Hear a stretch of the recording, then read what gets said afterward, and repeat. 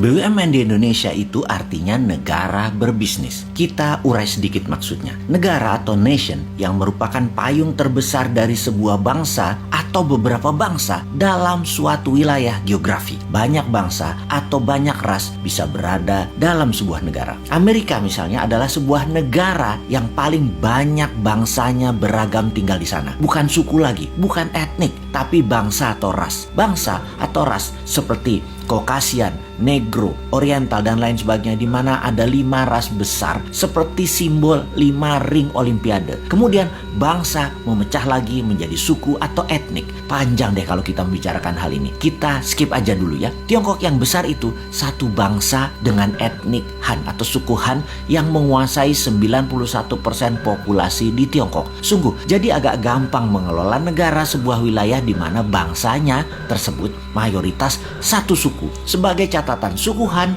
merupakan suku terbesar di dunia. 19% dari penduduk dunia adalah suku Han dan 91% penduduk Tiongkok berasal dari suku ini. Setiap bangsa walaupun berbeda warna kulitnya, semua kita satu spesies humankind, yaitu Homo sapiens. Ada yang good, ada yang bad, ada yang baik, ada yang buruk. Jadi tidak bisa kita katakan ras tertentu baik, ras yang lainnya jelek. Kembali ke negara. Ketika sebuah penduduk di suatu wilayah membuat kesepakatan, membuat undang-undang dasar, membuat ADART deh kalau itu koperasi, memilih sistem bernegara, bisa presidensial, bisa parlementer, bisa monarki, lalu sistem pemerintahnya mengambil misalnya otoritarian, demokrasi, komunisme, sosialisme, apapun. Silahkan, selama isi satu negara tersebut setuju, maka negara itu berdiri dan menjalankan kehidupan bernegaranya. Di dalam bernegara ada Ipolek Sosbud Hankam, ideologi, politik, ekonomi, sosial, budaya, pertahanan, dan keamanan. Itu pun dipecah lagi di setiap bagian, punya sistem berbeda lagi di setiap negara satu dengan negara lainnya. Kita bicarakan pertahanan misalnya. Di Tiongkok dan Amerika ada 6 angkatan perang. Indonesia cuma 3 misalnya. Dalam membangun ekonomi misalnya lain lagi. Di Amerika dan Tiongkok pakai printing money berbasis proyek. Sementara di Indonesia pejabatnya memilih pakai dolar Amerika baru bisa cetak rupiah dalam berekonominya. Di Tiongkok negara dengan satu partai, yaitu Partai Komunis, yang membuat negara Tiongkok berideologi komunis. Karena sistemnya satu, yaitu komunis, maka kelolaannya bagi mereka yang ingin menjadi pejabat publik atau abdi masyarakat, ya join the party, ya gabung dengan Partai Komunis. Ada 90 juta anggota Partai Komunis Tiongkok atau PKC itu. Semuanya pejabat publik dan BUMN-nya ya anggota partai. Di sisi kelolaan aset, BUMN Tiongkok bukan punya negara, tetapi punya partai Komunis Cina. 1,5 miliar warga Tiongkok dikelola oleh 90 juta anggota partai PKC, termasuk tentaranya. Tentara Tiongkok itu adalah toolnya partai. Di Amerika di sisi lain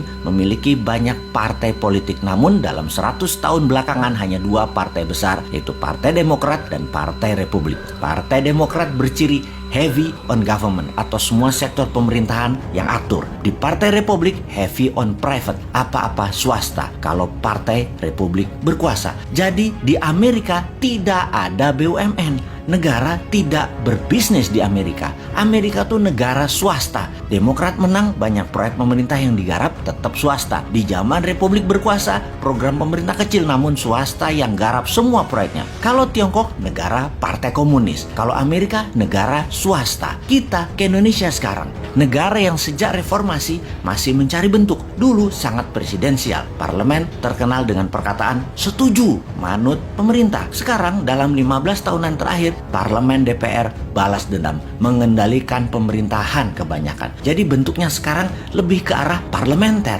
Partai politik dan politik menjadi di segala lini, membuat Indonesia menjadi negara politik. Mau kaya di Tiongkok, join Partai Komunis. Mau kaya di Amerika, di swasta plus berbisnis dengan politikus. Mau kaya di Indonesia, berpolitik bersama partai politik, mainkan anggaran pemerintah dan kebijakan pemerintah. Gitu doang. Jadi mulai lihat bedanya. Mengingat sejarah sebentar, di pertengahan tahun 50-an, sekitar tahun 57, tahun 58, Partai Komunis Indonesia mengusulkan ke Pak Karno, presiden sewaktu itu, untuk menasionalisasi aset-aset milik Belanda, di mana aset tadi menjadi milik negara. Dan tidak heran ketika hal itu dijalankan, pejabatnya perusahaan Belanda yang dinasionalisasikan tersebut adalah orang-orang komunis Indonesia. Inilah yang membuat Partai Komunis Indonesia (PKI) memiliki pendanaan sehingga di tahun 60-an awal kekuatan mereka meningkat. Satu hal yang mereka minta kemudian yaitu petani dipersenjatai sebagai angkatan kelima, di mana kalau hal itu disetujui maka PKI punya semua, punya dana, punya BUMN, dan petani dipersenjatai. Mirip Partai Komunis Cina. Sehingga satu hal yang belum PKI dapat, mengambil pemerintahan negara Indonesia dan mengubahnya menjadi negara komunis. Singkat cerita, CIA Operation. PKI dikejar sampai ke dalam hutan, terjadi genosida besar-besaran. Itu luka sejarah panjang demi NKRI, demokrasi berdiri, membuat korban saudara sebangsa yang berideologi komunis musnah. Sekarang semua sudah tertutup peluang bagi PKI. PKI sudah selesai. Zaman bergeser. Dunia tanpa batas lagi. Dunia menjadi global, digital, dan internet membuka semuanya. Perang berubah. Bukan lagi military war, tetapi economic warfare. Untuk itu, kita sebagai negara ke depannya harus mulai menata apa yang terjadi ke depan untuk anak cucu kita.